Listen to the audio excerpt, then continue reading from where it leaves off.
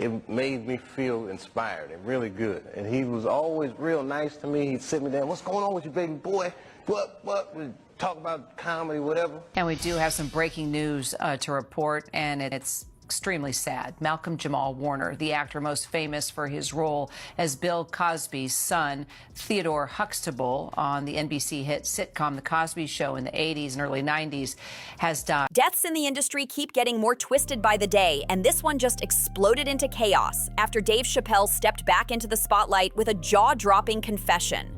Malcolm didn't just drown. He was taken out after refusing to sell his soul. This isn't just another rumor. This is a bombshell that connects to a pattern we've heard before. Think back to Dave's own story. He once admitted that the only reason he's still breathing is because he packed up and vanished to another continent, cutting off even his closest family from knowing his whereabouts. Back then, people clowned him, labeled him crazy, and laughed him off the stage. But years later, those same people are now watching the puzzle pieces fall into place, and it's looking less like paranoia and more like survival. Malcolm, on the other hand, thought standing firm and simply saying no would be enough to keep him safe. But if Dave and Cat Williams have taught us anything, it's that rejecting the deal comes with a deadly price tag. Insiders claim his final days were filled with heavy tension, like he knew eyes were on him.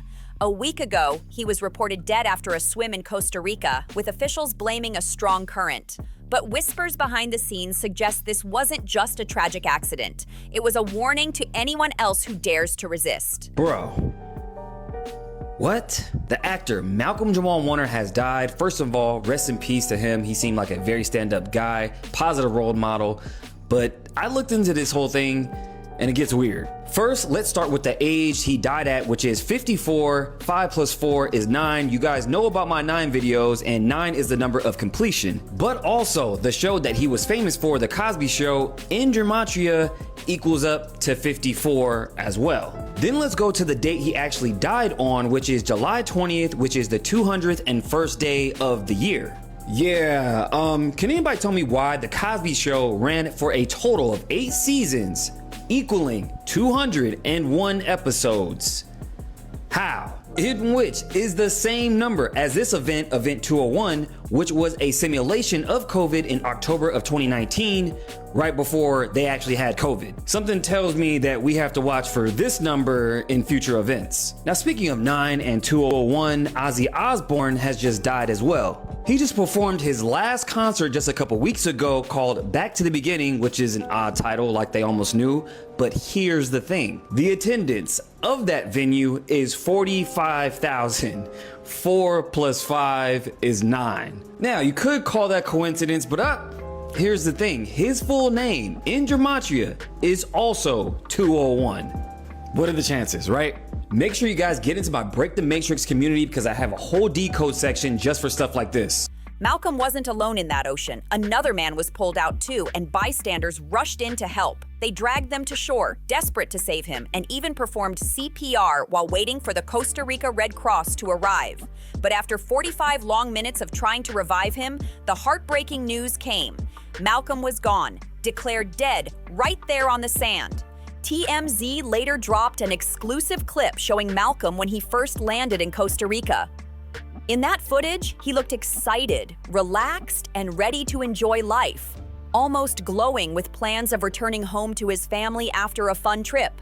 But according to whispers, some powerful higher-ups he refused to bow down to had already decided otherwise. People weren't buying the whole accidental drowning story, and chatter online instantly shifted to suspicions of foul play. Why? Because just days before his trip, Malcolm had been trending online for exposing the very industry secrets these elites didn't want out. He spoke boldly about how certain big names offered him millions to star in movies and projects that went against everything he believed in, roles that demanded he compromise his values for a price tag. According to him, it wasn't worth it. He wasn't about to sell his soul for fame or fortune, no matter the cost. What makes this story even wilder is that Malcolm wasn't the only star to recently confess about being offered a deal to sell their soul. His death only fueled suspicion. Did you see Sinners? Yes, I saw Sinners. It was phenomenal. I absolutely freaking loved it. Can I be honest? After Sinners, I cried. Do you want to know why I cried? Yes or no? Or you're just like, Chloe, you cried because you're a crybaby. Just tell me. Okay, so I think anyone who, it just reminds you so much of the industry, right? And it's like, you could have a gift like he did with his guitar. And like they said, when he's singing, he's honoring his ancestors and uplifting and all of that, but then it also attracts the not good. So it's like, in order for him to be successful, the vampires were telling him he has to sell out so that he could be, that he could live forever and his music could live forever. And it's exactly like things that I see and go through every day. And that's why I just like broke down crying, because it was showing like the people who decided not to go to the other side, they were in there fighting for their lives, they were in there going through it, while the ones who did give in, they were outside celebrating and having a good time and got things quicker and things like that. So the reason why Sinners resonated with me so much is because it's something that you see every day, and no matter how hard you work, no matter how good of a person that you are, no matter how talented you are, sometimes that's not enough to get you places that you need to be. And that's why Sinners, like, I was crying right after, because I feel like anyone in the industry could really resonate with it. And it also showed that what you have to give negativity permission to be inside. And as long as you don't invite it in, you'll be okay and safe. So that's why I really resonated with Sinners. And I thought it was so beautiful. I thought it was done so beautifully, and I'm just really proud of everyone who was a part of it. And I even cried when he was singing in the bar, and you see all the different, you know, the history, all of the ancestors that came before us, that he wouldn't have been there to make music and play his guitar without the ones that came before him.